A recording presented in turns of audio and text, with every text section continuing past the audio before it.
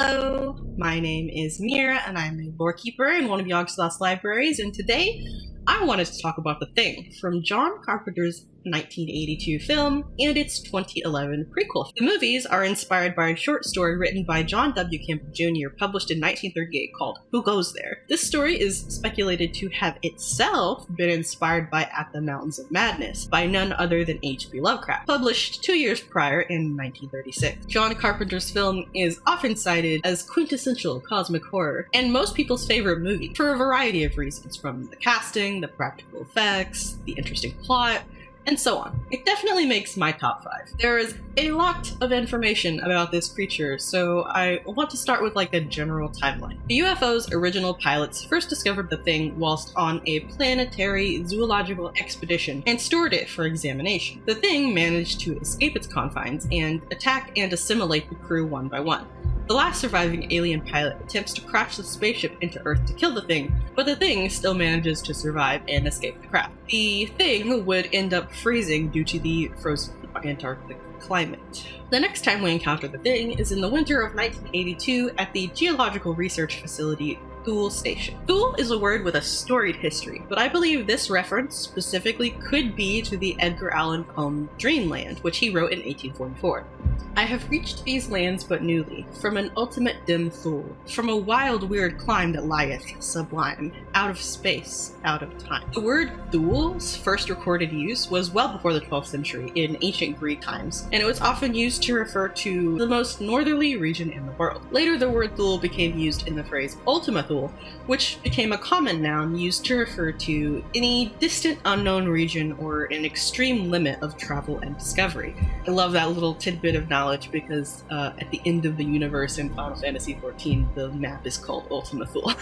Anyway, I say all of that to say the name Thule is no accident. It's a very clever little Easter egg in my opinion. The Norwegian crew of Thule Station discovers the original Thing and the UFO frozen in ice that dates back about 100,000 years. The creature is excavated and brought back to the station in a block of ice, where the lead scientist retrieves a tissue sample by drilling into it. This wakes the Thing up. After it wakes up, it begins to kill and assimilate all of the inhabitants of Thule Station. The Thing manages to escape the station in the form of an Alaskan Malamute dog and makes its way to the American Antarctic Research Station, U.S. Outpost 31. It is followed and shot at by the only 2 Norwegian survivors. The American scientist, Kate, does escape, but her ultimate fate is unknown, and she does not join in on the dog hunt.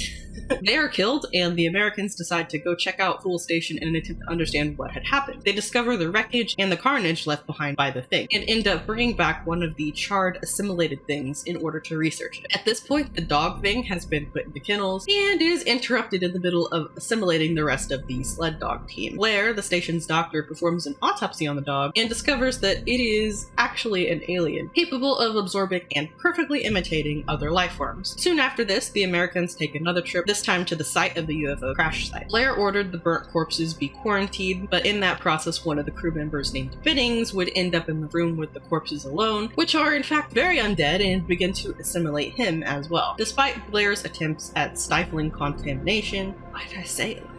Stifling contamination by quarantine, the Thing slowly does kill and assimilate all the members of the outpost. A video game about the aftermath of the movie came out, revealing that MacReady, the main character and the pilot in the 1982 film, did indeed survive and escape. The Thing has no inherent standard anatomy of its own, and it is speculated that the Thing is a colonial organism whose assimilation instructions are carried out on the genetic level. Its shape-shifting nature means that the biology can be the exact same as the organism it has replicated. The Thing does have the ability to reconstitute itself following immense damage. We see this often with limbs reattaching. The only kind of damage it does seem vulnerable to is fire, which both crews of Thule and Outpost 31 figure out pretty quickly and use flamethrowers as weapons against the Thing. The Thing has a tendency to use tentacles, teeth, insect-like appendages, and claws when it is in the middle of assimilating a target, or when it is attacking.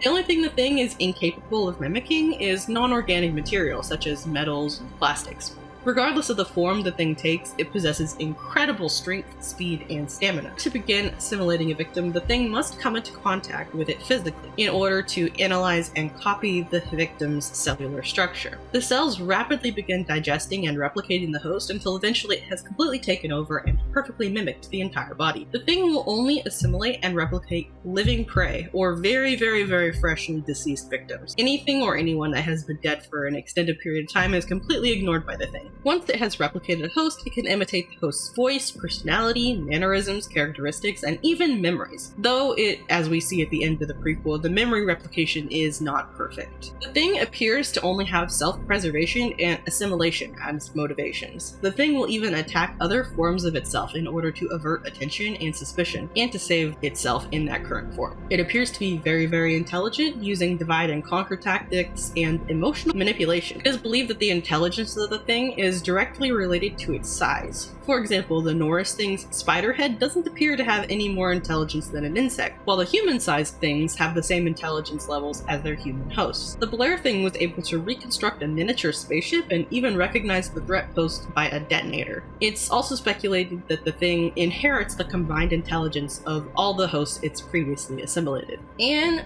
that's about all the information we have about the thing. Its origin and lifespan are completely unknown, and since it has no true form, its appearance is also unknown. A Lovecraftian horror if ever I heard of one. I hope you enjoyed this. Thank you so much for hanging out with me and letting me ramble about one of my favorite films, and I hope to see you next time here in the library.